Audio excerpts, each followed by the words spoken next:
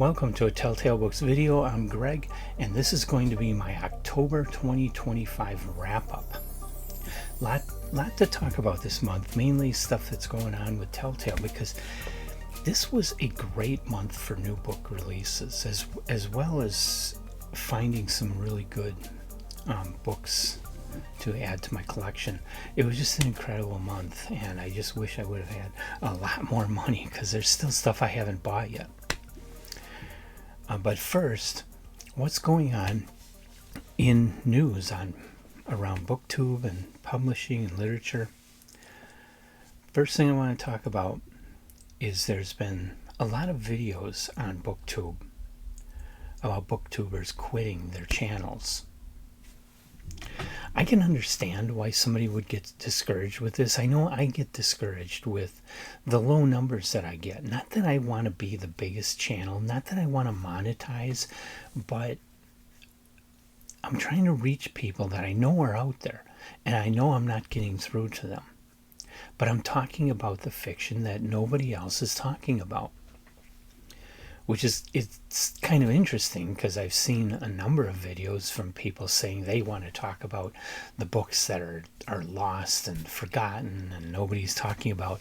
Well, I've been here doing this for more than 5 years, okay, along with Emily, and we've talked primarily about books that nobody else is talking about.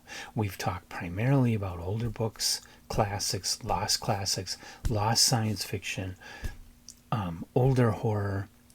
Most recently, I've been talking about Austen Hall, Homer Eon Flint, Abraham Merritt, and Francis Stevens that I have not seen hardly anybody else mention. And I've been doing a deep dive into all those authors. So I'm doing a lot of stuff that people are talking about they want to do. Well, I've been doing it. I've got a huge backlog, hundreds of videos that you can check out, and I have plans for doing a whole lot more. I've been doing it long before any of those other people were doing it. And it gets frustrating that people are not acknowledging that fact, and people are not noticing my videos. People are not finding my videos. A lot of it has to do with the fact that I'm not doing the popular videos. I'm not doing the book hauls. I'm not doing the Brandon Sanderson books. I'm not doing the Wheel of Time stuff. I'm not, I haven't done a whole lot of Sarah J. Maas. I'm not focused on what's latest and greatest. I'm mostly focused on what is past and forgotten.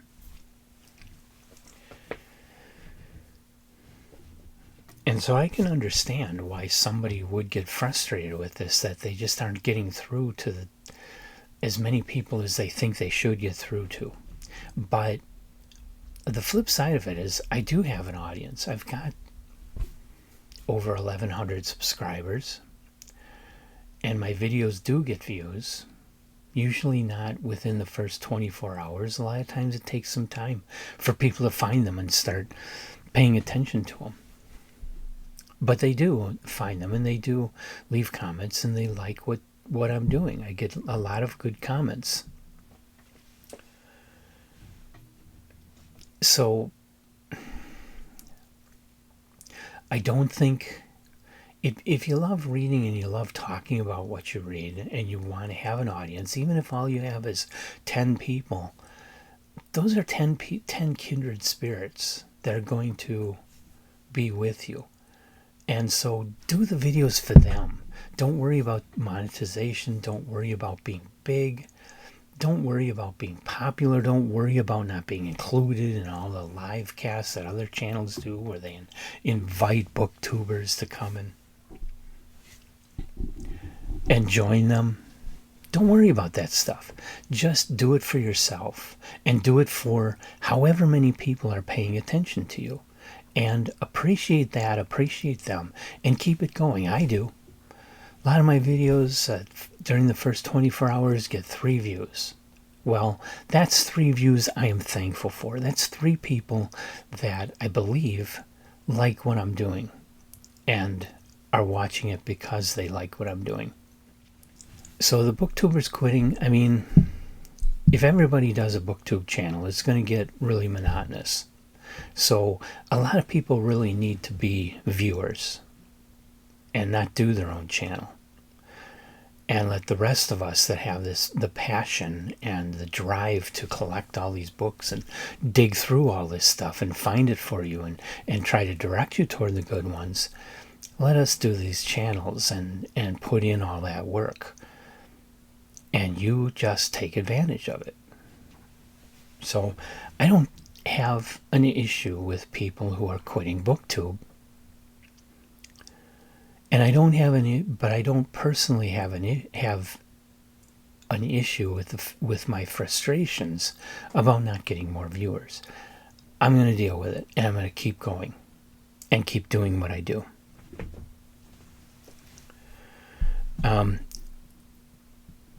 Kind of related to that is, I did see one comment of somebody not liking my sound. I'm going to say what I always have been saying, though I haven't really hit it home recently. I'm going to repeat this, and I want you to take this to heart, that you're not here to worry about the technical aspects of me producing my videos. That's not your, I don't want to say it's not your business, but you should be able to come on YouTube, choose the video channels you like, watch the videos, enjoy them, and not worry about technical glitches. There will be technical glitches because none of us are, big Hollywood studios or television production companies. We're all amateurs doing this. Some of us have a little more money, better equipment, and a little more experience than others. Some people like me are getting by with what I've got, and I wish I had better equipment, but I don't, and I can't change that. And I can't build a soundproof studio, so sometimes my audio, I've got sounds around me that I have to try to filter out, but if I do too much filtering, my voice starts to sound real weird, so I have to hit a happy medium, but usually that's at a level where it's pretty quiet. And then I have the problem of having a soft voice anyway. My voice doesn't project. To get really good sound, I gotta practically eat this microphone. And then I still have to filter sounds around me. Right now, as I'm recording, I don't have any interfering sounds, but I'm less than 10 feet away from my furnace when that turns on. And this is Wisconsin in late October.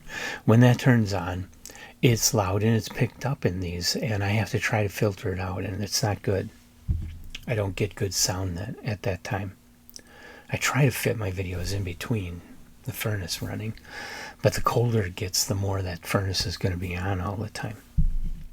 Anyway, where I was going with that is that it should not be up to you to worry yourself over my technical issues, my financial issues. It should be up to you to just come on here and enjoy videos. So I do not want you leaving comments trying to tell me that my sound is bad, or that I should do this or do that, or I should change this. That's not your I don't want to say it's not your business, but you just shouldn't have to do that. And if you're watching my videos and something is irritating you, well, I'm sorry, but I probably can't do much about it. I have to just tell you, if you can't stand the way I'm doing these, you really need to go watch somebody else's channel and not watch mine. I don't like to be that way, but that's kind of what it comes down to. Is I can't change it, so if it bugs you that much, you shouldn't be watching this.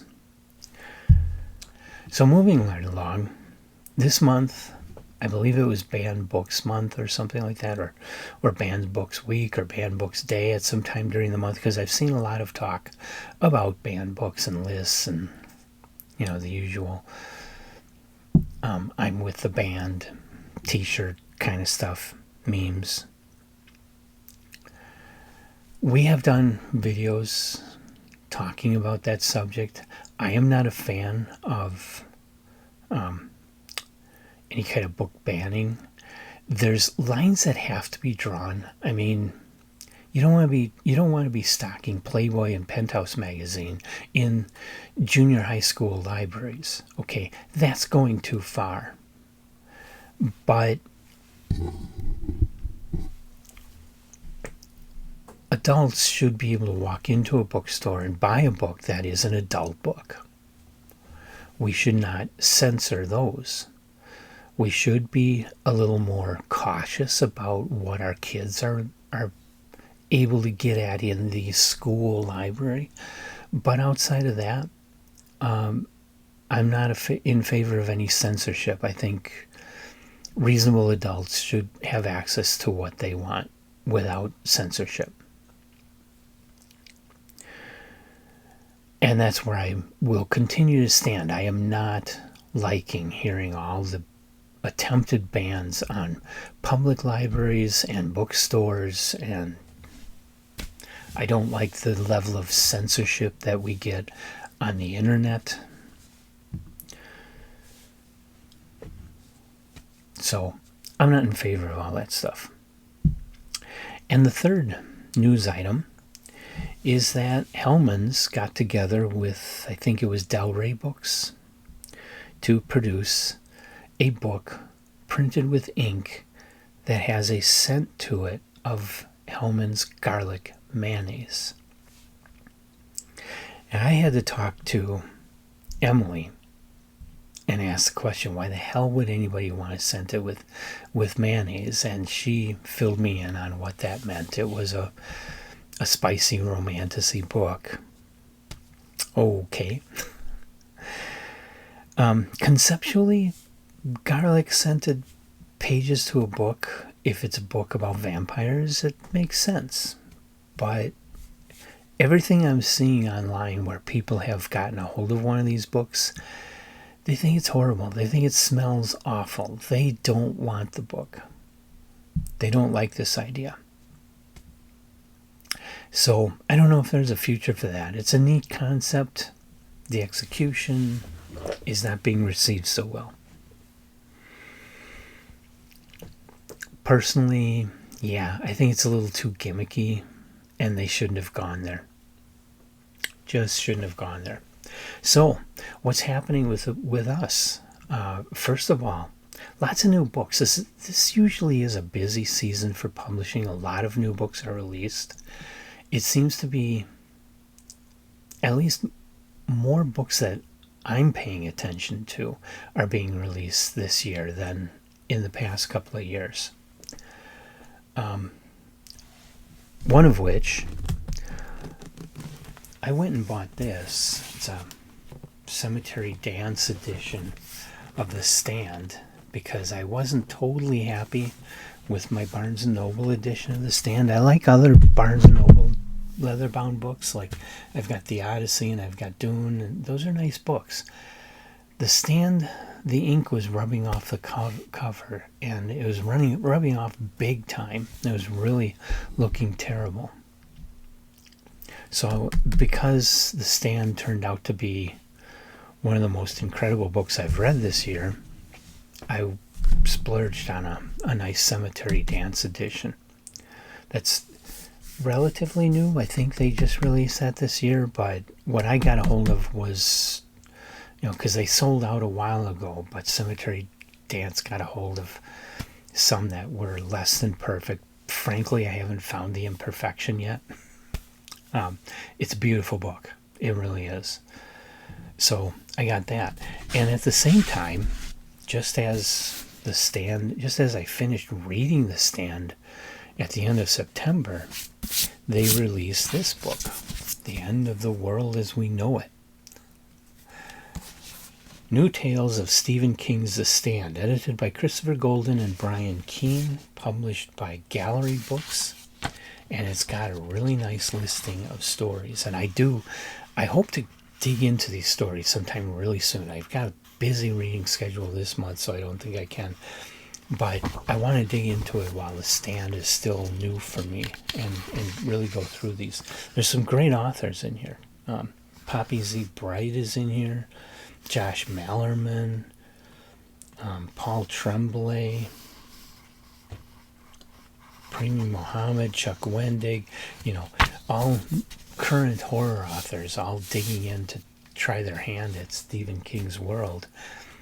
And it sounds fascinating. I haven't read it yet. And this is why I usually hate doing these things, book hauls, is because I don't know anything about the book except what it says on the cover and on the contents page, so I can't tell you anything. Another new acquisition is an older book, a nice 25th anniversary illustrated edition of Assassin's Apprentice. I'm doing this as a buddy read with Samantha. She requested that I read this with her, so I picked up that copy and I'm reading it. The book is beautiful. The story, I'm like 30 pages in so far. I don't know anything about it yet, but I'm reading it. So then, another new book that came out, Shadow Ticket by Thomas Pynchon. I've got a hold of this. I'm looking forward to reading it because Pynchon is a major author. I haven't read any of his works yet. Also a new book, a new Witcher book, but now this one, it's a prequel kind of book. So the publisher is saying this is the book you should start with. I haven't read any of the other Witcher books. And the publisher, when they released this, they said this should be your first Witcher book. So I got a hold of it, and I'm going to make this my first Witcher book and see how much I like that. I also got new Michael Moorcock, The Albino's Secret, written with Mark Hodder. It's a start of a new series described as Doctor Who meets Sherlock Holmes. I always thought of Doctor Who as being kind of a Sherlock Holmes type character, but I finally received my SST copy of The Angel of Indian Lake. I had pre-ordered this a while back before I read Buffalo Hunter Hunter. I'm a little worried about Stephen Graham Jones because I thought Buffalo Hunter Hunter was enjoyable, but I didn't think it was spectacular or anything. Based on that book, I wouldn't continue reading these, but I have the first two of this trilogy, so I bought this one to complete the trilogy, and I've got them all in the SST editions. Beautiful editions, beautiful books. Good job, SST. Just don't know if I really like Stephen Graham Jones now. And I bought this. It's a new edition of Mrs. Dalloway using the original cover jacket art. This is coming from Vintage Classics. I bought this because Emily wanted to make this our November read. She's already done reading hers. I haven't started yet. But we're doing Mrs. Dalloway, and I got a really nice edition of that. Lots of other great books coming out. A new Mark Danielewski book, which I don't have yet. There was another one that was coming out that was just released that I don't have yet. Can't remember what it was though. But it's just been a huge season for new books. So what else has Telltale been up to? We did a review of Authority, which I haven't posted yet. That'll be coming up on the channel soon. What I've already done on the channel, I put up a video review of Austin Hall's Into the Infinite, which really impressed me. And, that book has never been published. It was serialized in the magazines. It was serialized again in the 1940s. Never been published as a book, and it's a really cool book. Top tale for me. And of course, I'm continuing my Francis Stevens series. I read and already put up a video about the heads of Cerberus, or Kerberos. That's how you say it. And I've got a lot more Francis Stevens coming up in the next couple of months. And of course, I already mentioned Mrs. Dalloway. We're reading that. I I read Silence of the Lambs. I'll have a review coming of that, but I'm going to postpone putting the review up until December. I read it for the Blackheart Books book club, which next week, Thursday, is the book club meeting, and I got to go to that. And I wanted the video to be after the book club, and just the way the schedule is, it's December before I have room for it. And that's most of what's going on. I'm looking forward to getting caught up to where I can read Weird Tales again starting in December. I should be there. And I'm really looking forward to getting into that, getting into the magazines again, because there's a long history of magazines I need to get into. So that's October, looking forward to November. I hope you'll come back and join us for all that we've got coming up. We got some exciting stuff coming up. The Long Walk by Stephen King. I'll be reading that in November. And I think it's early December when the video goes up. So that'll be my next Stephen King. That's the next published work he did after The Stand. So I'll be continuing my read-through of everything I can get my hands on by Stephen King in order of publication with The Long Walk. Another thing that's been going on BookTube is all of a sudden, I put up a video. So far I've only done the first of the series. I'm doing a great deal of research on these videos to choose artworks that have led to where my mind is currently at with science fiction fantasy art and illustration, which has always been, science fiction illustration has always been extremely influential in my life. It prompted me to want to be an artist and become a graphic designer. And the artists that have done the illustrations have been extremely influential to me. But I also, when I was in high school, I discovered the great masters and all of the history of art, and I discovered there that there's a lot of fantastical type images, especially Greek mythology and all the religious images with angels and stuff. There's a lot of stuff that is essentially fantasy art. Hieronymus Bosch. And that stuff really blew me away and influenced me and shaped my ideas and feelings about art and pushed me to become an artist and a graphic designer. And all of a sudden, after I put up my ancient art, my first in the series, ancient art, all of a sudden now I'm seeing everybody do their top 10 favorite book covers. I don't know that they're responding to my video, but it's just interesting that it's coinciding like that everybody is now suddenly doing book covers. So I'm not big on top 10 videos, but this one, I mean, for me not to join in on this would just not make sense, because it all is so important to me. Problem is, I can't do a top 10. There's just too much that has influenced me. Mine's going to be a little bigger than that. I think it might even be more than 20. It might get up as high as 50, though I'm not really worrying about that. I'm going through and grabbing this stuff off my stacks that have influenced me a lot, and if it turns out to be 27, so be it. So it's a weird number. I don't care. But that's going to be coming up. I hope you'll join me for that too.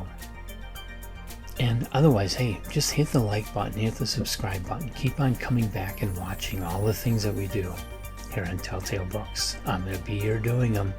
I'm not quitting.